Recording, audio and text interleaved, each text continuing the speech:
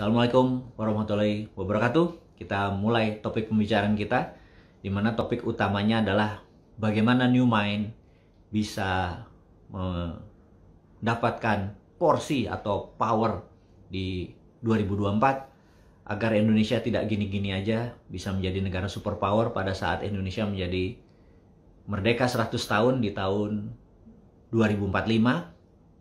Yang kalau terhitung hari ini adalah 23 tahun dari sekarang, di mana sahabat semua, Anda adalah tulang punggung yang membuat Indonesia menjadi negara superpower. Dan kita tahu kita tidak boleh bergantung dengan negara manapun, tetapi kita harus bekerja sama dengan siapapun. Jadi kolaborasi itu wajib, tetapi bergantung itu hanya pada Allah Subhanahu wa Ta'ala. Wah, sekali-sekali kita ngomong jadi ustadz gitu ya. Sahabat semua, sebelum masuk ke topik utama tersebut, kita mengabari nomor satu adalah alhamdulillah kita saat ini bisa melakukan live kembali di IG, karena kita tahu hampir 9 bulan kita di ban karena shadow ban. Anda mengerti sekali bahwa beberapa konten-konten kita sangat kencang dan itu di ban. Nah, cara ngebannya Anda semua tahu, berkali-kali kita sudah kabari, adalah bukan dengan komen-komen buzzer yang menyerang, tetapi melaporkan langsung. Berarti ada 1000 akun misalnya melaporkan kepada pusatnya Instagram, Facebook, mengatakan bahwa akun ini mengandung pornografi misalnya kayak gitu. Maka kita di ban gitu ya. Nah, kalau shadow ban itu akun kita tidak bisa live, dan kedua, akun kita tidak jalan. Jadi Anda harus masuk dulu ke akunnya Mardigu, baru Anda bisa berkomunikasi atau melihat. Tidak jalan, kalau Anda scroll itu tidak keluar. Bahkan kalau Anda nggak nyari ya nggak pernah dapet. Bahkan beberapa teman mau men-follow aja susahnya setengah mati. Jadi ya kita paham sekali. Karena bukan saja kita ini memberikan alternatif lain di dalam bernegara, tetapi kita juga mempromosikan namanya natural herd immunity atau imunitas yang natural ketimbang unnatural yang menggunakan vaksin. Ini misalnya saja, dan itu dianggap melanggar konsensus WHO. Padahal setelah kita pelajari ternyata konsensus WHO itu vaksin adalah suggested atau disarankan, sementara di beberapa wilayah termasuk Indonesia vaksin itu mandatori atau wajib. Tapi nggak apa-apa, ini hanya kita menyuarakan apa pendapat kita, bahwa kita menganggap vaksin itu nggak usah mandatori atau fardu ain gitu ya. Vaksin itu adalah suggested, disarankan kepada mereka yang rawan terhadap penyakit bawaan yang udah kronis, kemudian juga mereka-mereka yang imunitasnya rendah, titer antibodinya rendah, dan itu semua bisa terukur. Dan bagi saya, anak-anak di bawah 15 tahun kalau bisa ya nggak usah divaksin, karena mereka titer antibodinya pada tinggi semua gitu ya. Nah, tapi kita nggak tahu lah, mungkin ada untung beberapa orang dengan adanya vaksin dapat kickback. Itu kan gosip-gosip di belakang layar gitu ya. Tapi bukan itu poinnya kita membicarakan kali ini. Itu biarlah nanti the truth suatu hari akan terbuka gitu ya. Yang jelas adalah saat ini kita menyarankan adalah sahabat semua untuk menjaga imunitas tubuhnya dengan sehat, selalu olahraga dan lain sebagainya, supaya natural, memakan jamu dan lain sebagainya. Nah, jadi alhamdulillah yang jelas akun kita saat ini sudah kembali normal. Kita mengikuti semua seperti orang lain, di mana kritik-kritik pun plus membangun, padahal dari dulu juga kritiknya membangun. Kemudian juga kita tidak mempromosikan lagi untuk natural herd immunity. Kita ngikutin aja globalis bilang ayo vaksin, ya udah ayo gitu ya, gak apa-apa, terus dukung. Mudah-mudahan jadi dubes di Mars gitu kan, gitu. Jadi nomor satu, kita ngabari bahwa sekarang kita sudah bisa live lagi. Nomor dua, yang kita mau informasikan adalah hari ini Dinaran ulang tahun kedua. Jadi saya mengucapkan selamat ulang tahun kepada Dinaran, di mana Dinaran yang saat ini menjadi sebuah aplikasi yang cukup breakthrough. Jadi bagi mereka yang memiliki transaksi ini ya, transaksi 2 juta, Anda akan mendapatkan dari Bank Mandiri ini kartu, dan ini dari BCA gratis Anda akan dapat kalau Anda selama ulang tahun ini sampai beberapa hari ke depan. Dan yang tak kalah penting dan luar biasa adalah Dinaran, Anda tahu, memiliki debit card, dimana kalau Anda menaruh uang 10 juta di rekening Dinaran, Anda ada 10 gram emas dan ada 10 juta rupiah. Dan rupiahnya Anda bisa ambil dimanapun, di ATM, atau Anda bisa menggunakan ini di edisi. Anda belanja di Indomaret, di Alfamidi, dan lain sebagainya. Anda belanja 500.000, maka gramasi emas pun berkurang 500.000. Dan ini adalah satu-satunya di dunia sebuah aplikasi berbasis emas untuk Anda semua bisa rupiahnya memiliki back by gold, atau bukannya rubelnya Rusia saja yang back by gold, tapi rupiah Anda back by gold. Ini lebih dulu kita miliki daripada Putin yang mendeklar rubel back by gold. Jadi rupiah back by gold ini dengan adanya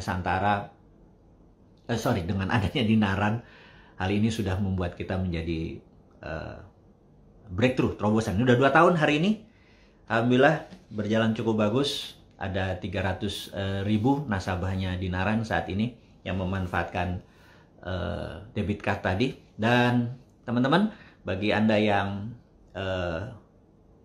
mengikuti Bosman, maka pasti berita internasional atau geopolitik tidak mungkin terabaikan. Apa itu geopolitik? Geopolitik adalah politik kawasan. Kalau politik dalam negeri, misalnya Golkar lagi ngedeketin Demokrat gitu ya. Kenapa? Karena kalau Demokrat biru, Golkar kuning, jadi kayak Ukraina gitu ya. Ya gitu. Terus ya kita wajar, dan itu menjadi gosip di kalangan komunitas di warung mendiskusikan itu. Kemudian tapi yang saya tahu karenanya Nasdem ini bersumpah tidak akan pernah bergabung dengan Golkar, katanya bersumpah. Kenapa? Karena kalau digabung namanya jadi Nasgor gitu ya, gitu. Ini joke gitu ya. Jadi karena itu mereka bersumpah nggak mau gabung gitu ya. Nah, dan itu namanya politik dalam negeri. Kalau geopolitik itu kita membicarakan politik kawasan. Jadi kekuatan politik Indonesia untuk mempengaruhi Singapura yang di belakangnya Amerika yang memesan, oke, itu Abdul Somad jangan masuk gitu ya, supaya nanti ribut di Indonesia. Itu trik-trik geopolitik. Hati-hati kita menjaga kawasan ini gitu ya. Sebenarnya Singapura juga deg-degan untuk melaksanakan itu. Singapura kan kecil, tapi berhubung diperintah ya disikat aja. Nah, hal-hal seperti itu kita harus hati-hati. Apa nih maksudnya gitu ya. Jadi jangan langsung rame di apa yang dilakukan, tetapi di behind the scene-nya, itu namanya geopolitik. Jadi teman-teman, kemudian ada lagi geopolitik yang lain yang saat ini kita tahu adalah Ukraina dan Rusia. Itu udah banyak yang membahas.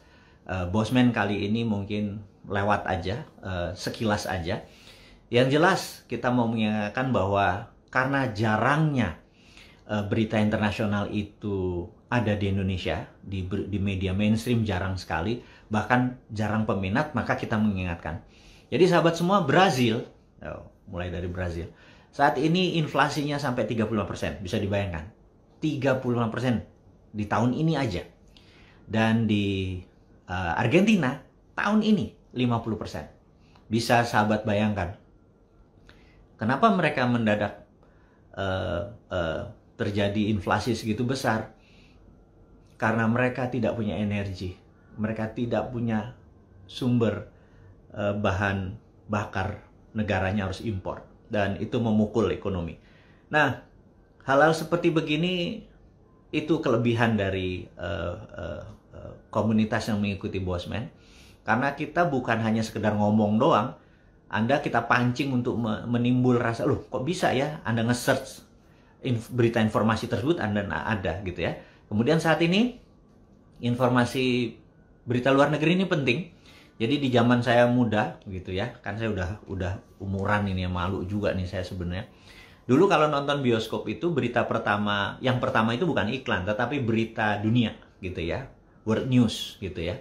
Nah, baru nanti iklan, baru nanti filmnya. Nah, kita sekarang sebelum masuk ke acara yang utama, topik yang utama, kita cerita dulu tentang world news. Jadi yang jelas saat ini tentara China di Tiongkok sedang latihan perang, latihan perang-perangan bagaimana mencaplok Taiwan. Jadi mereka memuterin Taiwan. Jadi mereka lagi latihan perang saat ini. Dan ada yang menarik, Israel lagi latihan perang untuk menyerbu Iran. Ya, ini teman-teman ini harus memahami bahwa geopolitik luar negeri itu semuanya tegang gitu ya. Nah, jadi kita tahu bahwa negara yang sangat ngotot untuk menyerang Israel adalah Iran. Iran tuh udah latihan dan dia mendukung Hamas. Roket-roketnya Iran mendukung Hamas untuk terus nembak-nembakin Israel. Dan saat ini Israel sudah puncak keselnya, lagi latihan perang gurun, desert war, bagaimana menyerang Iran. Dan sahabat semua, di Nordik ada dua negara utara Eropa, Swedia dan Finlandia, merasa terancam karena mereka dari dulu adalah negara netral. Kemudian mereka sekarang memutuskan untuk NATO atau Pakta Pertahanan di utara Eropa itu, di negara-negara Eropa, di mana mereka menganggap ofensifnya Rusia ini berbahaya. Karena kita tahu ada negara Eropa yang berbatasan langsung dengan Rusia adalah Ukraina, cukup besar wilayahnya. Kemudian di utaranya Ukraina itu ada Belarus. Belarusia ini adalah udah di tangannya Rusia, di tangannya Putin. Dan di utaranya Belarusia ada negara yang namanya Finlandia. Finlandia ini berbatas langsung lebih dari 1000 km. Daratan Finlandia berbatas langsung dengan Rusia. Sehingga kalau Rusia mau melakukan ofensif ke Finlandia, itu benar-benar dari darat ke darat aja. Tapi kalau ke Swedia, dia harus ngelewatin Finlandia. Dan saat ini Swedia dan Finlandia, kebetulan pemimpin tertingginya, Perdana Menterinya adalah wanita yang merasa memerlukan perlindungan dari NATO. Mereka mendaftar menjadi NATO dan ini membuat murka Putin gitu ya. Jadi Anda mulai kebayang, dan saya sekedar mengingatkan lagi yang lain, kalau Anda ditanya who is atau siapa negara yang the fastest growing country in the world, atau siapa negara yang growth-nya tertinggi di dunia dalam 40 tahun terakhir, maka karena kita biasa dipropagandakan dengan yang ada saat ini, pasti Anda akan menjawab Tiongkok gitu ya. Dan inilah saya merasa nggak gitu, bernegara itu yang di dunia ini bukan hanya ada Tiongkok dan Amerika doang dan atau Eropa doang, nggak begitu gitu ya.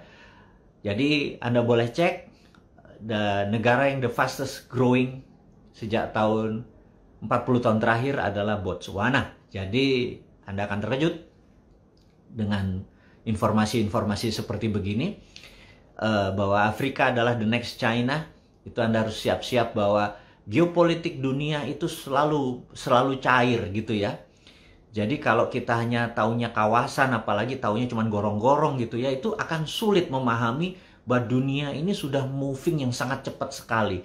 Dan oke, kita akan segera masuk ke topik utamanya, di mana 2024 ada banyak jagoan-jagoan yang akan memimpin bangsa ini. Dan di sini New Mind itu men-challenge mereka. Wahai Pak G, Anda nanti mau diapain negara ini 2045? Pak A, Anda mau ngapain gitu ya? Pak P, Anda mau ngapain gitu ya? Kalau Anda sekedar menang doang menjadi presiden, abis itu sama lagi kayak gini, ngutang lagi gitu ya. Terus ya kapan kita menjadi negara berdaulat? Ya lu sih tajir sama temen-temen lu gitu ya. Tapi yang 200 juta ini kita makan apa gitu ya? Itu kita tanya, boleh kita tanya.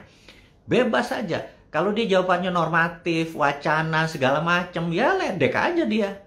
Gitu ya. Nah, ini kita ingin menggugah karena kita tahu ujung-ujungnya kan yang merasakan kan kita sendiri gitu ya. Terus kalau pajak dinaikin lagi, saya ingat jadi peristiwa misalnya cerita-cerita Hans Christian Andersen itu kalau raja sudah mulai menaikkan pajak itu sebentar lagi ya ada pangeran ganteng yang akan menumbangkan raja tersebut, gitulah kira-kira. Itu cuman sindiran-sindiran untuk membuat ekonomi naik tidak harus naikin pajak loh, gitu ya. Nah ini kita kasih saran, gimana kalau caranya kayak gini gitu ya. Nah kita tanya lagi kepada yang akan bertarung ini gitu ya, bagaimana caranya. Nah jadi sahabat semua, kita akan masuk ke topik utama, di mana topik tersebut akan membuat Anda, oke, kayaknya begini nih kita nanti mengelola negaranya gitu ya. Jadi sekali lagi kita mengucapkan selamat ulang tahun kepada Dinaran yang kedua. Anda semua tahu bahwa Dinaran adalah satu-satunya aplikasi gold yang bisa membuat gold menjadi alat tukar, bukan alat bayar. Rupiah adalah alat bayar. Jadi di dalam rekening Dinaran kalau Anda punya 10 juta, maka ada 10 juta rupiah di ATM Anda, di debit card Anda, dan ada 10 gram emas. Kalau 1 gramnya 1 juta ya, ada 10 gram emas. Nah, Anda bisa pakai debit card ini atau mau transfer kemanapun rupiahnya, atau Anda bisa memberi emas. Jadi contohnya misalnya gini, ada teman Anda punya handphone harganya 2 juta gitu ya. Terus kamu punya rekening Dinaran nggak gitu ya? Ada. 2 gram deh. Jangan deh 2,1 gram deh. Oke 2,05 gram deh. Oke setuju. Transfer gramnya. HP-nya Anda ambil. Rekening dia akan nambah 2 gram dan nambah 2 juta. Gitu ya. Nah, jadi ketimbang kita menggunakan komoditas yang lain, menggunakan rupiah, menggunakan segala macam, ya udah, karena ya udah emas ke emas aja gitu ya. Nah, bagi Anda merasa kalau saya perlu emas fisiknya bagaimana?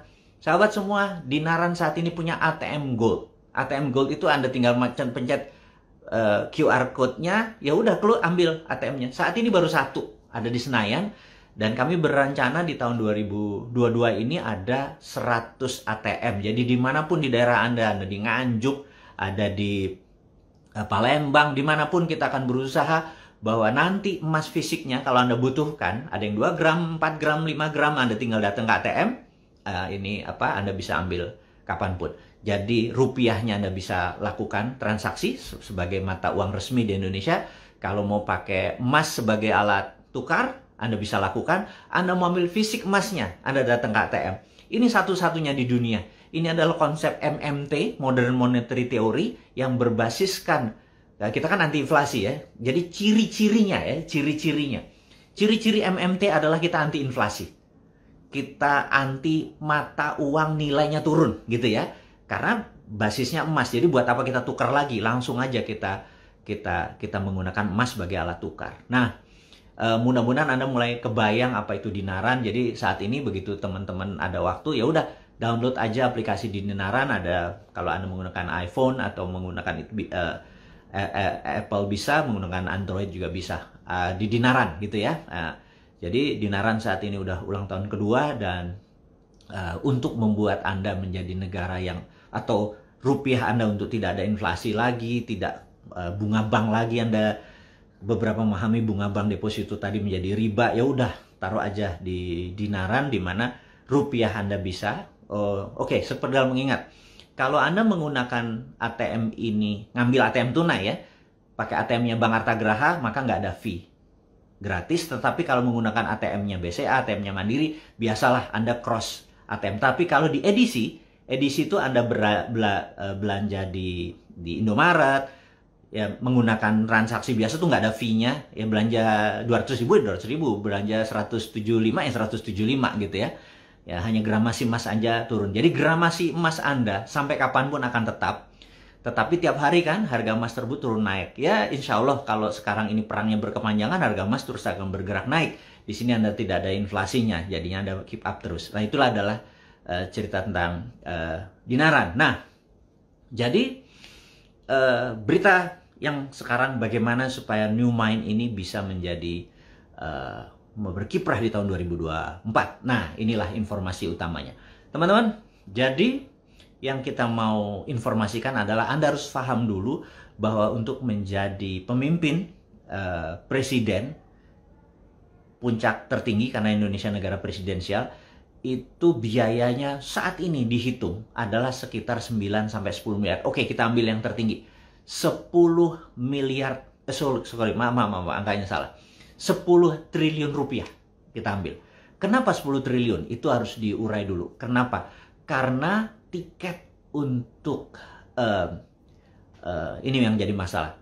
Kan threshold kita ini 20%. Jadi partainya harus 20%. Bayangin, nggak ada saat ini partai yang 20%. Mau nggak mau, siapapun yang mau jadi presiden harus membeli partai. Setuju ya? Misalnya partai P, dia minta 200 miliarnya kan dari langit. Sekali lagi ya, ini hanya untuk ilustrasi for the sake of discussion gitu ya. Partai B dia minta misalnya 200 miliar gitu ya. Nah, untuk 20% ini udahlah angka dari langit, mungkin 1 triliun deh yang dibutuhkan. Ini dagang sapi, tapi itu realita. Karena kita saat ini thresholdnya 20%. Kalau thresholdnya 0%, Bosman udah maju duluan, apalagi independen gitu ya. Boleh independen seperti gubernur boleh independen, bupati boleh independen. Presiden kalau independen maju kita. Walaupun moderat ya, modal dengkul urat ya, modal bismillah doang gitu, maju kita gitu. Ujung-ujungnya kan kalah terhormat deh, bukan daripada ngomong-ngomong doang. Tapi gimana mau maju sekarang? Partainya belum ada. Nah, angka 1 triliun itu kira-kira untuk membeli partai, membeli perahu. Setelah kita punya perahu, itu nggak sederhana. Karena kita harus membeli media. Kita harus mempoles. Bosman ini terlihat suci gitu misalnya gitu ya. Oh, Bosman punya rumah yatim Indonesia dari udah 26 tahun. Oh, diomongin padahal saya nggak pernah. Udah janganlah, anak yatim masa dijual sih, saya pikir gitu. Gue juga anak yatim gitu. Jadi saya pikir tapi itu ya demi terlihat suci, demi terlihat pinter, demi terlihat sukses. 1 triliun lah dananya untuk membeli media, membeli endorser gitu ya, segitu. Nah, kemudian yang tidak kalah penting gitu ya, yang tidak kalah penting adalah membeli saksi. Bayangin, kita tahu bahwa kalau main di permukaan di dunia politik itu ada dark side-nya, ada sisi gelapnya gitu ya. Misalnya kita membeli saksi untuk supaya kotak suara kita di daerah tertentu di mana suara kita mayoritas supaya nggak dibuang, supaya nggak dijegal sama lawan politik kita harus ada yang ngawal, dan itu cukup mahal gitu ya. Nah, teman-teman, angka 10 triliun itu menjadi realistik, tetapi 10 triliun itu adalah dana demokrasi termurah di dunia. Di India tuh perlu 20 triliun. Mungkin ada yang 30 triliun. Narendra Modi itu 30 triliun rupiah mengeluarkannya. Si Hillary Clinton kemarin mengeluarkan duit hampir 30 triliun, 2 billion dolar, kalah juga gitu ya. Nah, jadi Indonesia ini dengan 250 juta penduduk yang mata pilih mungkin sekitar 200-an. Ini cukup murah gitu ya, 10 triliun. Sekali lagi, bagi aja 10 triliun dibagi jumlah manusia Indonesia 250 juta yang kita bisa kirikan ke kanan kan pada saat kita menjadi memilih kuasa. Nah, berita yang harus kita, mungkin kita anggap berita buruk. Siapapun yang nanti di tahun 2024 yang sekarang ada di etalase politik ini, kayaknya nggak punya uang 9 atau 10 triliun itu gitu ya. Mau nggak mau harus terlihat cantik sekarang, harus terlihat akrab dengan masyarakat, harus banyak muncul di sosial media, harus banyak kunjungan-kunjungan gitu ya, supaya diliput sama media massa, supaya Anda semua terpesona. Nah, tujuan terpesona tuh apa? Untuk bohirnya, untuk sponsornya, untuk oligar-oligar ini yang punya duit kan oligar. Wah, kayaknya dia deh. Nah, nanti kalau dia jadi, ini gue bisa dimainin nih sama dia, bener nggak? Dibeli. Jadi yang punya 11 triliun kan Bosman doang, gitu ya. Yang nggak bakal pakai oligar gitu ya. Kenapa? Karena saya punya Anda semua gitu yang gila gitu ya, yang sontoloyo gitu. Kalau yang lain kan pakai oligar, kita nggak bakal pakai oligar gitu. Oligar sama kita ntar juga bakal berbeda skenario-nya. Oke, jadi itulah yang terjadi. Jadi coba sekarang Anda pilih, mata Anda pilih, gue pilih si A deh, gitu ya. Gue pilih si B deh, gue pilih si C deh. Cuannya dari mana dia? Fulusnya dari mana ya dia?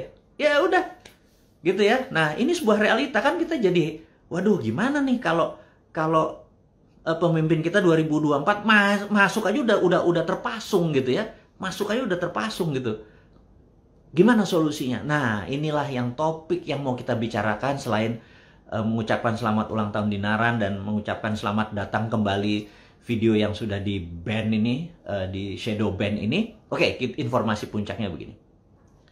Saya sekedar mengingatkan sahabat semua bahwa di tahun 1890, 1900, 1905, kita bicara Amerika. Amerika ini negaranya persis seperti Indonesia sekarang di tahun 1900. 10 tahun setelahnya dan 10 tahun sebelumnya. Nah, apa itu? Karena oligar, orang kaya, plutokrasi, orang-orang kaya itu mengendalikan jalannya pemerintahan. Jadi kita tahu di tahun 18 sekian sampai 19 awal itu ada yang namanya JP Morgan, ada yang namanya Vanderbilt, ada yang namanya Rockefeller, ada yang namanya John Paul Getty. Ada banyak sekali orang-orang kaya, termasuk Andrew Carnegie gitu ya, yang membeli politician. Jadi siapapun presidennya dia yang pasti sponsor. Dan apa yang terjadi? Masyarakat dulu di Amerika itu kerjanya 364 hari, libur hanya 4th of July, hanya hari kemerdekaan Amerika doang yang libur. Bayangin, sisanya mereka nggak ada libur kerja. Jadi kehidupan antara orang kaya, orang miskin, disparitas yang kiri besar sekali. Yang kaya sangat kaya, yang miskin pol gitu ya. Nah, ini berlangsung sudah lama sekali. Asal presidennya dibayar ya sudah, dia jadi dan dia tidak bisa mengganggu.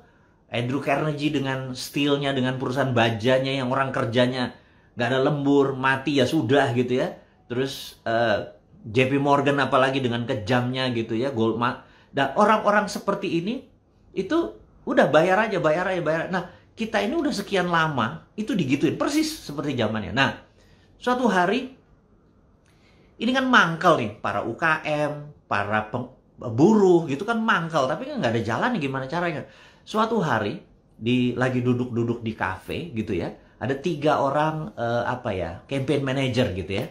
Campaign manager ini melihat ada seorang yang lagi shoe shining, lagi ngebersihin sepatu, lagi nyemir sepatu. Kan dulu zaman baheula teh itu kan duduk dia, terus kemudian ada orang yang pakai anduk membersihkan sepatunya gitu ya. Nah, 3 orang nih menatap pria yang sama. Mereka bilang, ini orang bisa jadi presiden loh gitu ya. Ketiga orang ini adalah campaign manager yang sangat terkenal. Nah, yang dihadapkan dia adalah seorang senator yang bernama Warren Harding gitu ya. Dan di dalam, maaf saya pernah mempelajari dulu di kampus, waktu di negeri seberang pernah kita belajar tentang Harding Effect. Itu tentang Harding Effect. Nah, Harding Effect inilah yang kita mau bawa di 2024. Tentunya Anda yang membawa, bukan saya cuma menyetuskan ide gitu ya. Nah, Warren Harding ini dia adalah seorang senator, loser, senatornya nggak keren-keren amat gitu ya, tapi memiliki postur yang tinggi besar dan ganteng gitu ya. Nah, kita tahu kalau orang yang posisinya tinggi besar, kalau berbicara, karena posisinya dia di atas, kita yang berada di bawah tuh submisif posisinya, dan di atas dia superior. Posisi superior tuh gampang mempengaruhi orang lain yang berada di posisi inferior di bawahnya, atau submission tadi di bawahnya. Nah, jadi orang-orang kalau ngelihat dia tuh look up gitu ya, ngelihat ke atas.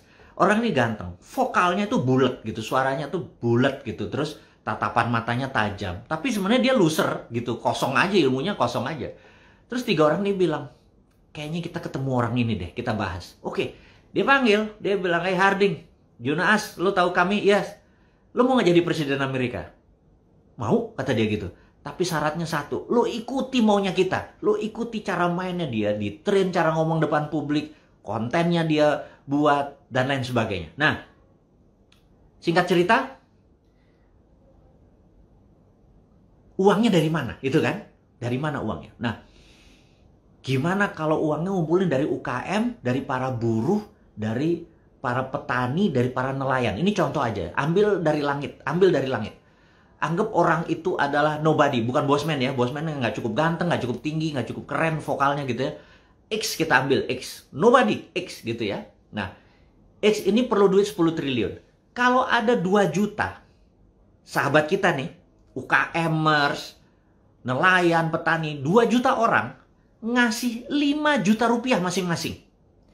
Itu akan mendapatkan 10 triliun, betul ya? Atau kita balik. Ada 5 juta sahabat kita yang merasa gue nggak mau lagi sama oligarki, gue nggak mau lagi dikerjain sama politikus kayak gini, kita harus menjalankan strategi ini.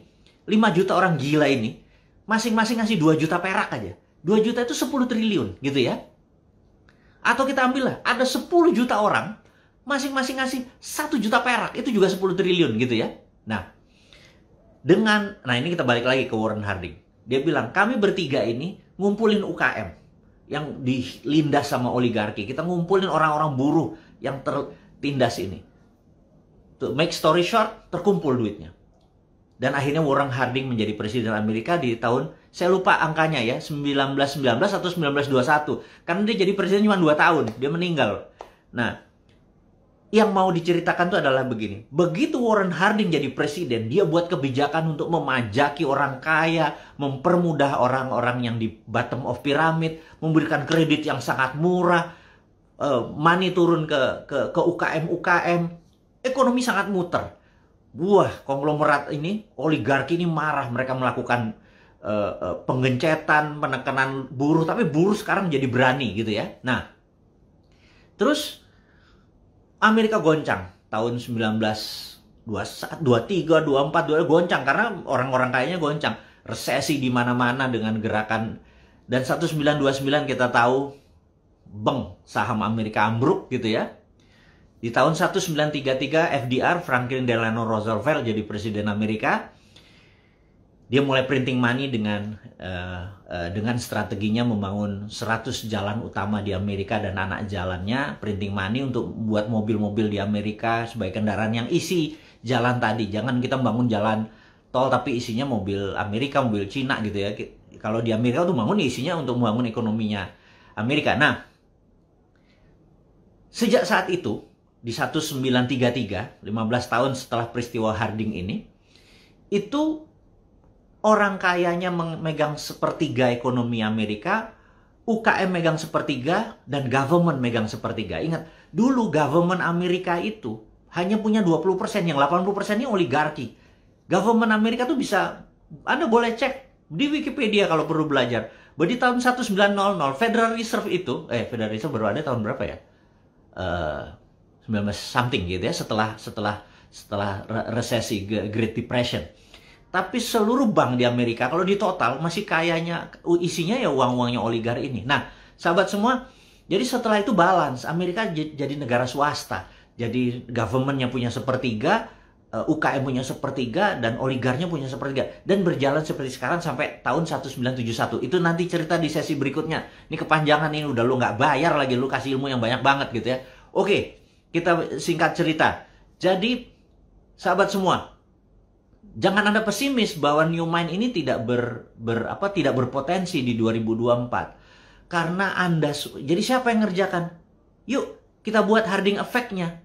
Anda jadi 3 orang tadi, campaign manager tadi. Anda yang gulung tangan. Anda sebarkan informasi ini kepada seluruh rakyat Indonesia, kepada seluruh sahabat Anda. Anda bisa pilih siapa jadi Warren Harding-nya.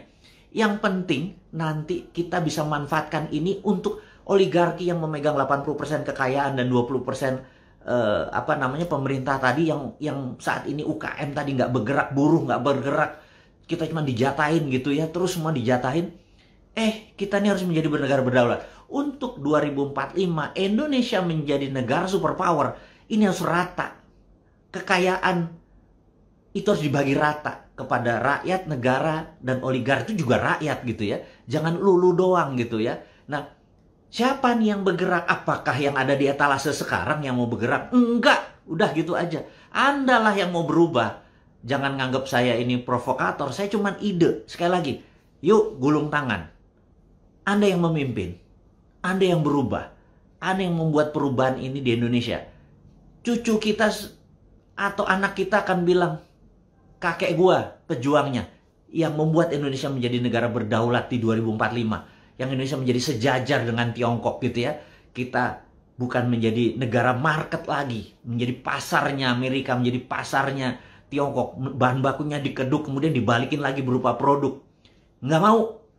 Dan saya belum lihat, jujur aja, siapapun di etalase 2045, bahkan di 2029 kalau dia lagi, kayaknya Indonesia nggak akan berubah. Nah, sahabat semua, to make story short, walaupun ini adalah hanya diskusi singkat di malam Sabtu, kita mudah-mudahan ini memberikan kita ide bahwa kalau mau berubah 2 tahun lagi, mulailah sekarang.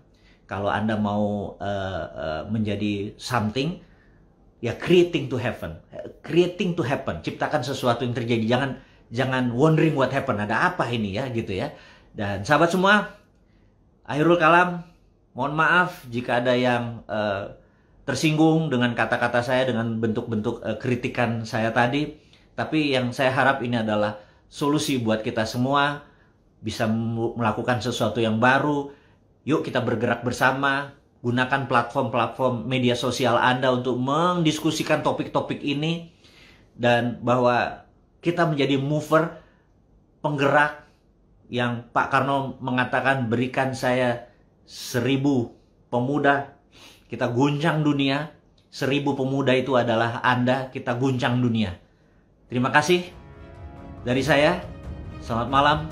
Wassalamualaikum warahmatullahi wabarakatuh.